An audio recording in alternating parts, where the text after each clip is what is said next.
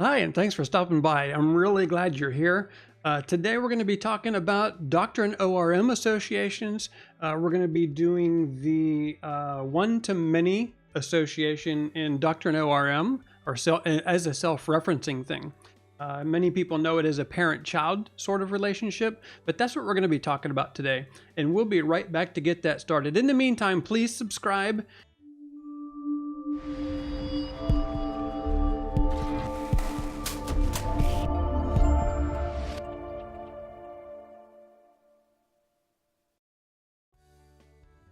All right, so we're back. Today we're going to be talking about, like I said, Doctrine ORM associations.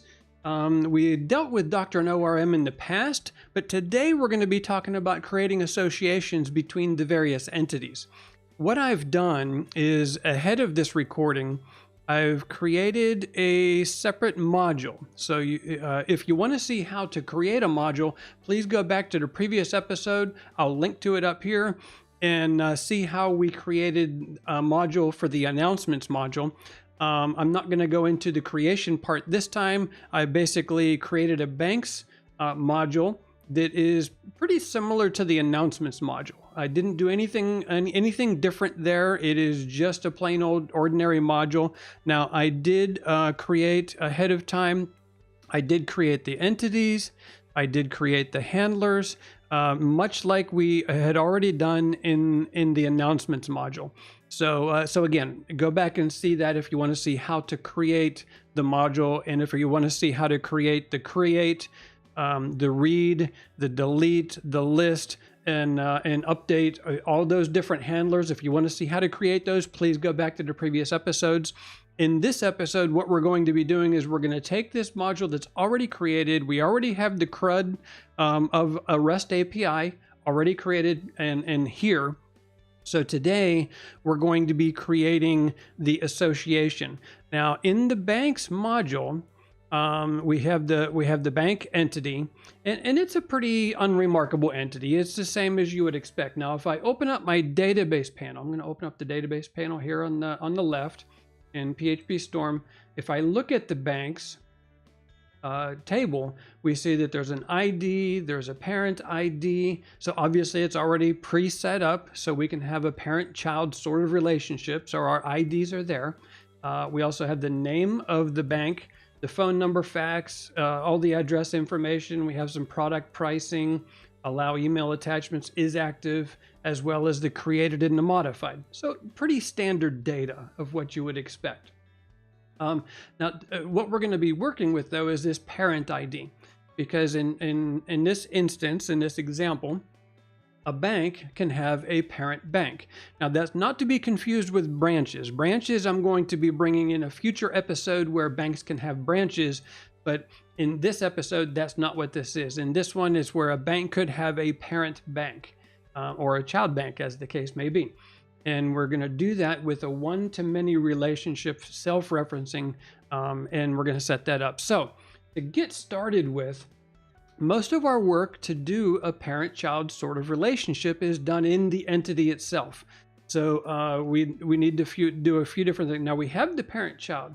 Let me go ahead and open up some data. If I double click on the banks table, it shows me that I do, in fact, already have two records here. So I have bank 1 and bank 2. We can see that the parent ID for bank 2 is already set to bank 1. So there is already a parent-child relationship in the data. However, the application doesn't have that. Now, why would we want to set up a parent-child relationship in our entities? The one example of that, of why you would want that, so let's go to in PhpStorm. I'm going to open up a scratch. I have scratches already created here, so that way I can query data using the REST API. So if I do, for instance, a banks list, and I execute, so I'm doing a GET request to the endpoint /banks, and if I execute that, then we can see the data that comes back. Let me make this larger so we can look at it. Now the data that's coming back, of course, we've got JSON being returned. And again, this is exactly the same as the announcements module that we created previously. And we can see that we have an embedded here, we have bank, And so we know that we're going to be seeing numerous banks. So we have ID number 1, parent ID 0, the name. And if we scroll down, we see that we have ID 2 and parent ID 1. So this again mirrors the data we were just looking at. But what happens if if I wanted to pull the bank number 2 all by itself? Let's say that I didn't want to do a list, but rather I wanted to do a read, right? So if I open up my Scratch and for read and execute that, again, we see the result coming back, and it is just 1 this time. We have bank number 1. Let me change that because I want to pull bank number 2. And if I do that, now we've got bank number 2. But again, I see the parent relationship here, but there's no other information. It's just bank 2 that I'm receiving the information for. If I wanted to build an application where I displayed the bank and also displayed the parent, or vice versa, if I wanted to display the parent and wanted to see the child, I would have to do a second query. I would have to query the first bank and then query a separate query for the connection. But in this case, maybe I don't want to do that. Maybe I want to cut down the amount of queries I do on my database. Maybe I only want it to be 1. Or I want it to be handled by my ORM or something like that, right? Which is more the case.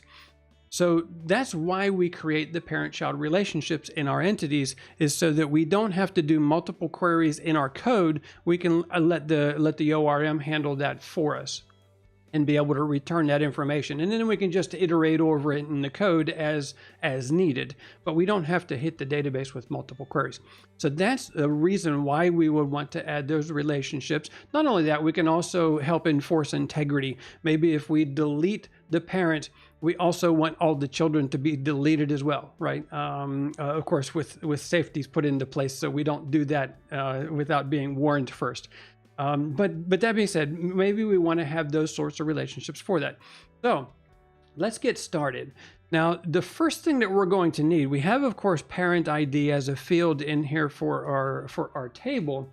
But one of the things that we want to do is we also want to create some fields to contain the information, right? So one of those would be, first off, we want to create a parent. So if we come in, I'm going to create a private field and call it parent, just like that. And let's go ahead and then put this in. Now, the parent, we want this to carry a relationship.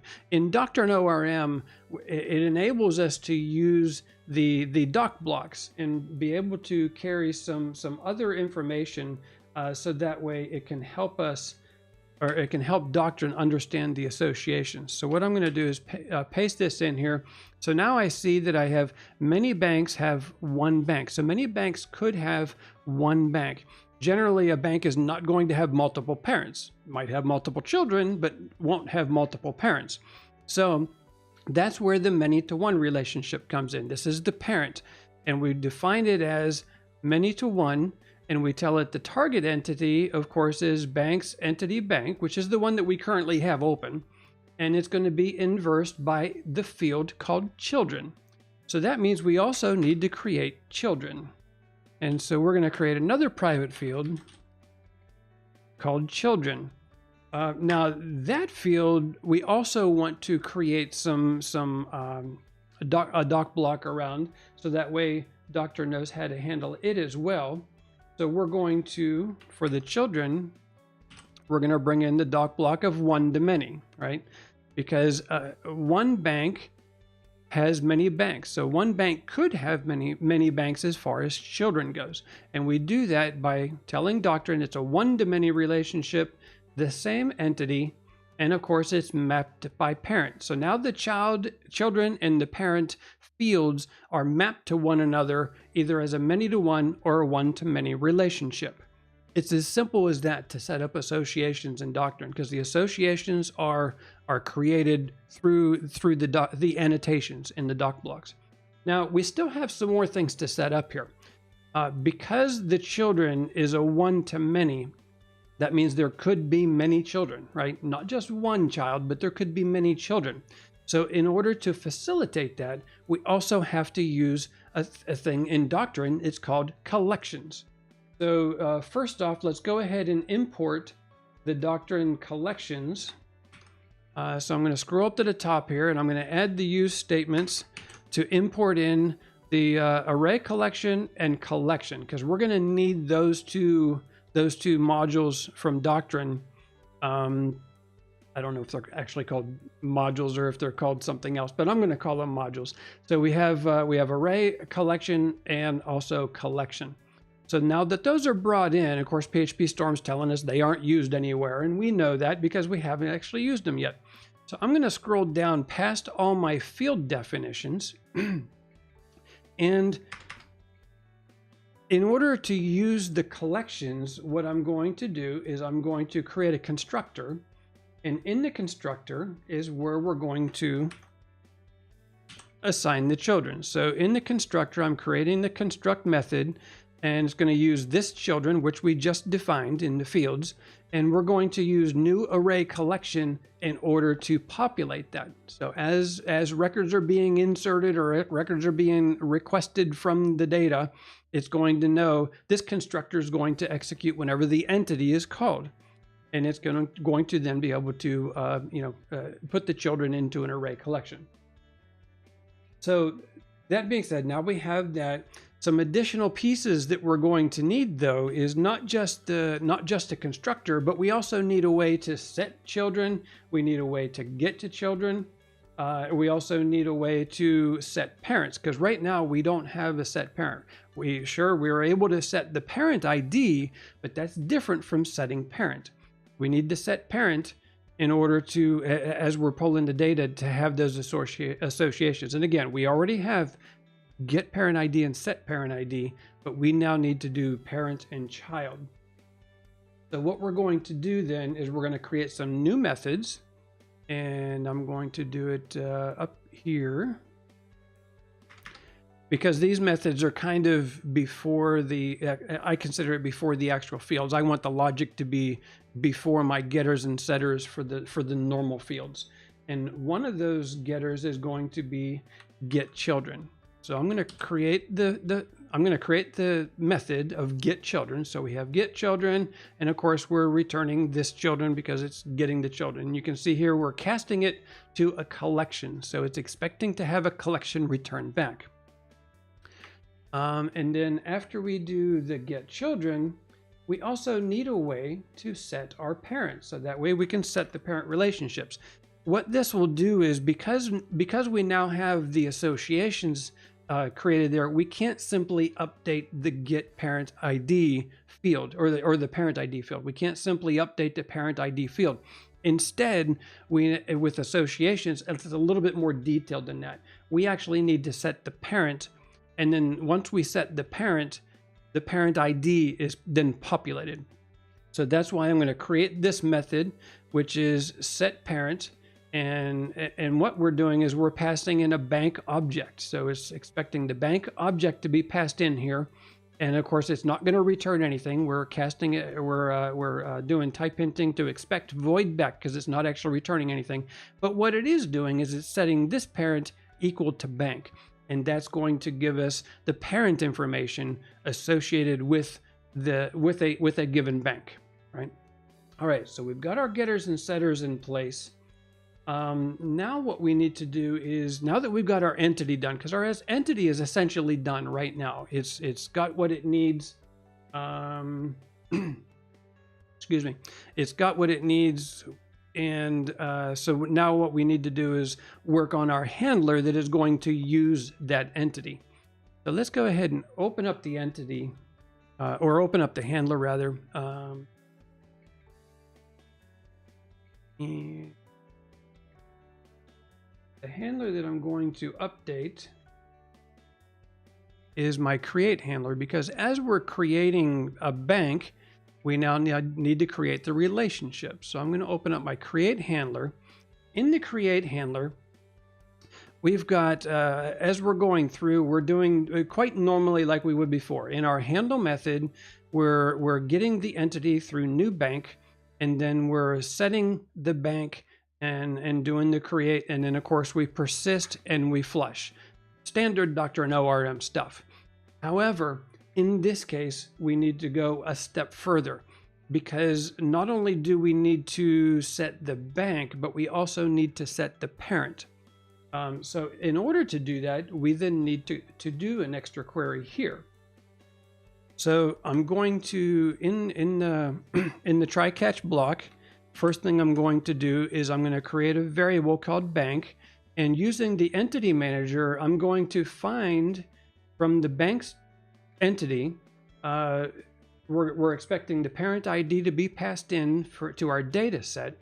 And so from our request body, we have parent ID. So this is going to run the query, and then bank is going to be populated with our bank entity of the appropriate, what's going to be the parent, right? Now, now that we've got that though, now that we've got that populated in bank, we now need to set that in our entity. So we're going to take the entity, and we're going to add that as a field here. So we have entity set parent, and that's where our set parent method comes in that we created just a moment ago in our entity. And we're passing the bank object into it that is populated with our parent. Now, by doing set parent, it's going to set our parent in the entity, and then we're also going to set the bank. And after we set created, and then we persist, we're persisting the entity that we just basically created with the parent and the bank, and then that's going to create our relationship, our association. So that is really about it. It's quite simple once you get into it. I'm going to go ahead. I have a now we only have 2 records in our database. If I have a post scratch here, and of course we're creating a new bank, and our new bank has a parent ID of 1. So I'm going to go ahead and execute this, and it will insert a new bank for us. And we see that we did get back a response code 200 OK. We can look at the data, and we can see that it did in fact create the parent ID.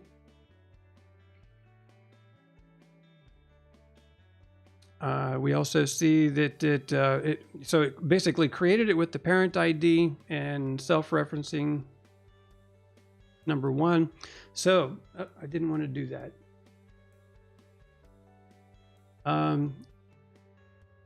Now, if I go back to my database table and we query it, we see we do have item number 7 here. We have the new table being created.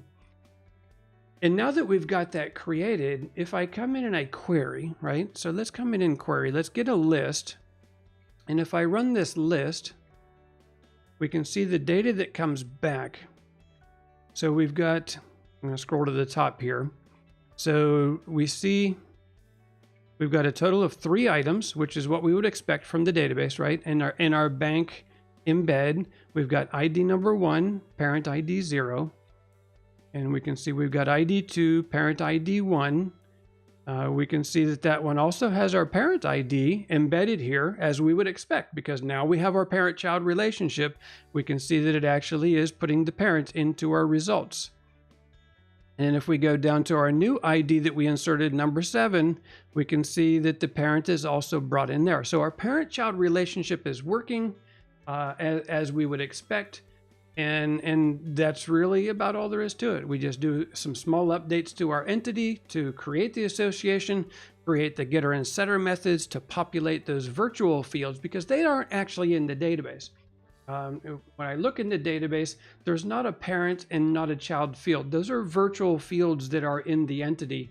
I do have the parent ID in the database, but again, not necessarily a parent or a child. It's just the ID.